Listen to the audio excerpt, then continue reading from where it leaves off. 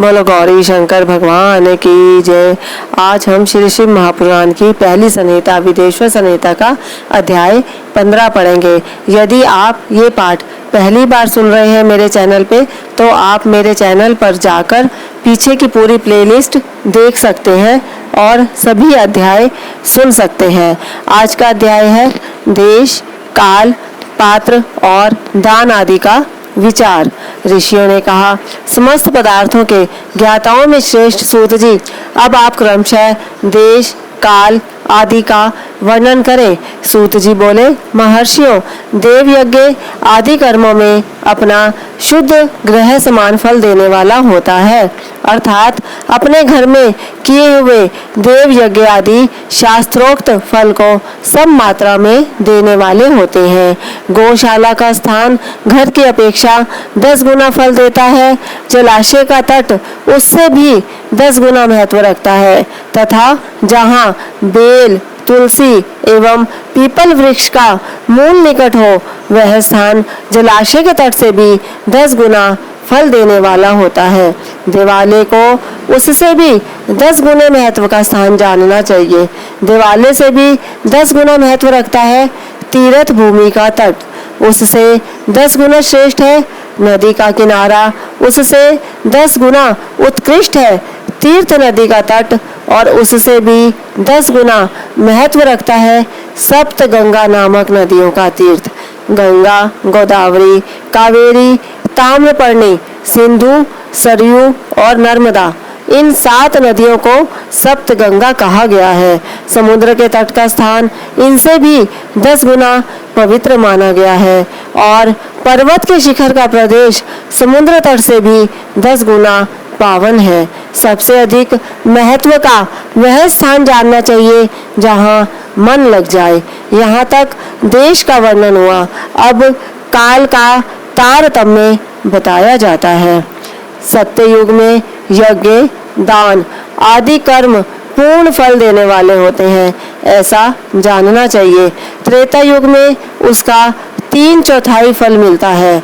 द्वापर में सदा आधे ही फल की प्राप्ति कही गई है।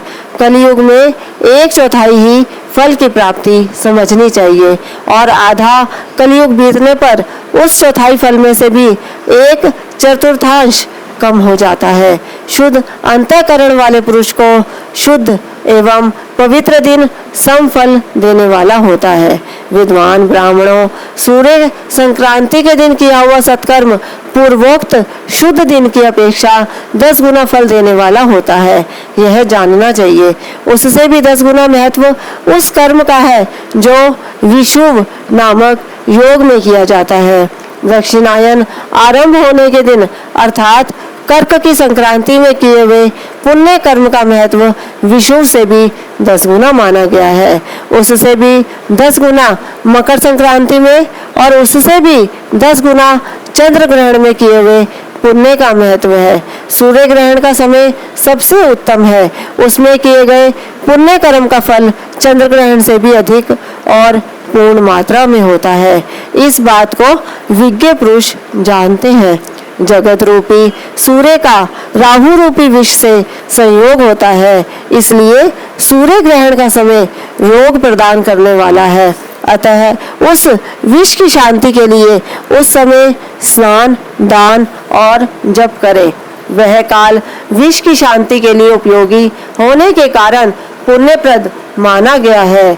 जन्म नक्षत्र के दिन तथा व्रत की पूर्ति के दिन का समय सूर्य ग्रहण के समान ही समझा जाता है, परंतु महापुरुषों के संग का काल करोड़ों सूर्य ग्रहण के समान पावन है, ऐसा ज्ञानी पुरुष जानते मानते हैं।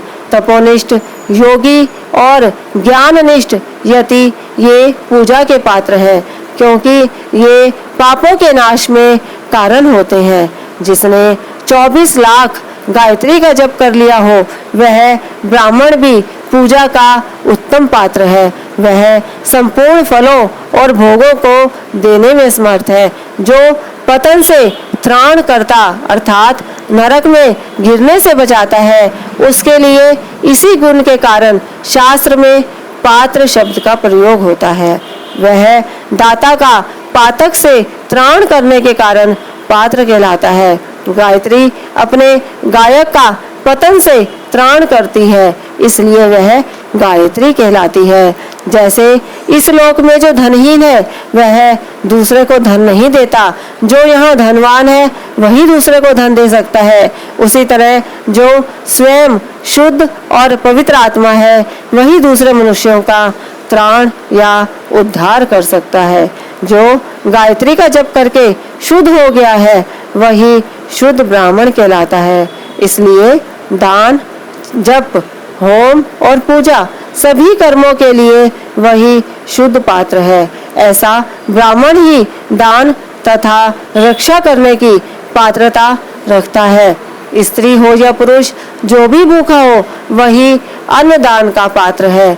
जिसको जिस वस्तु की इच्छा हो उसे वह वस्तु बिना मांगे ही दे दी जाए तो दाता को उस दान का पूरा फल प्राप्त होता है। ऐसी महर्षियों की मान्यता है। जो सवाल या याचना करने के बाद दिया गया हो वह दान आधा ही फल देने वाला बताया गया है।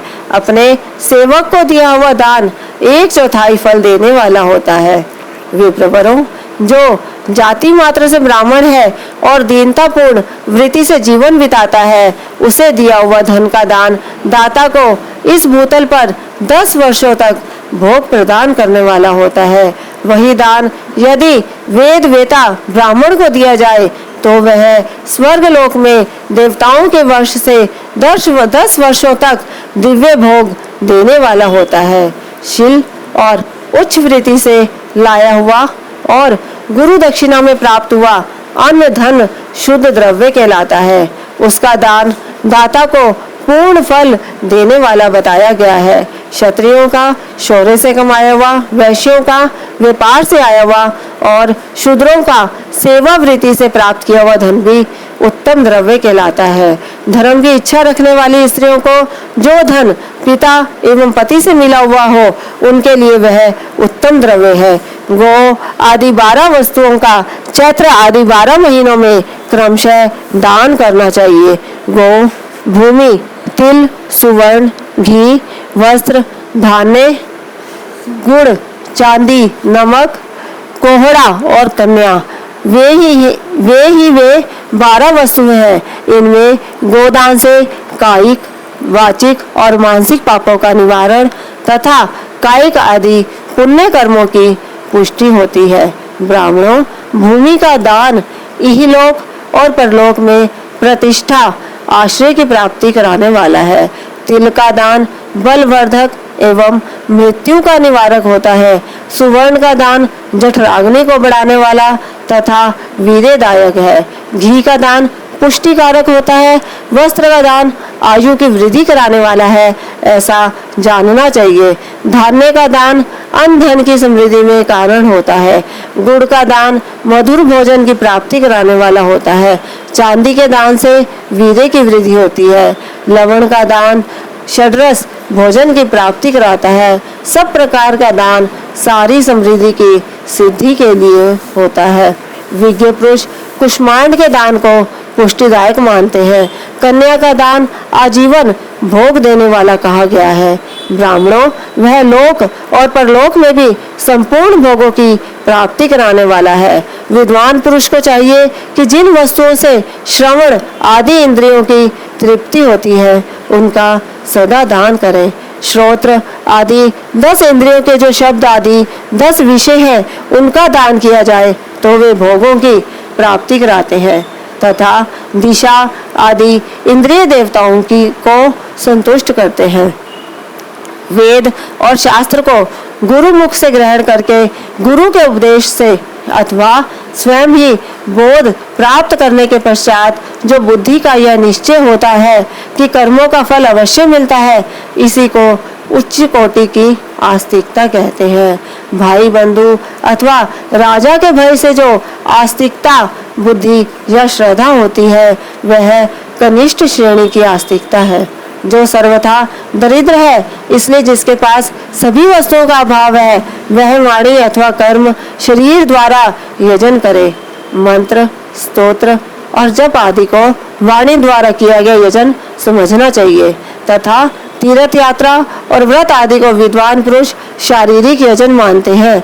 जिस किसी भी उपाय से थोड़ा हो या बहुत देवता तर्पण बुद्धि से जो कुछ भी दिया अथवा किया जाए वह दान या सत्कर्म भोगों की प्राप्ति कराने में समर्थ होता है। तपस्या और दान ये दो कर्म मनुष्य को सदा करने चाहिए तथा ऐसे ग्रह का दान करना चाहिए जो अपने वर्ण चमक दमक या सफाई और गुण सुख सुविधा से सुशोभित हो। बुद्धिमान पुरुष देवताओं की तृप्ति के लिए जो कुछ देते हैं वह अतिशय मात्रा में और सब प्रकार के भोग प्रदान करने वाला होता है। उस दान से विद्वान पुरुष इहलोक और परलोक में उत्तम जन्म और सदा सुलभ होने वाला भोग पाता है। ईश्वर अर्पण बुद्धि से यज्ञ दान आदि कर्म करके मनुष्य शिव भक्तों इस वीडियो को अधिक से अधिक शेयर करें और यदि इससे पहले के अध्याय सुनना चाहते हैं तो आप मेरे चैनल पर जाकर प्लेलिस्ट देख सकते हैं ताकि अधिक लोगों को इसको सुनने का लाभ मिल सके।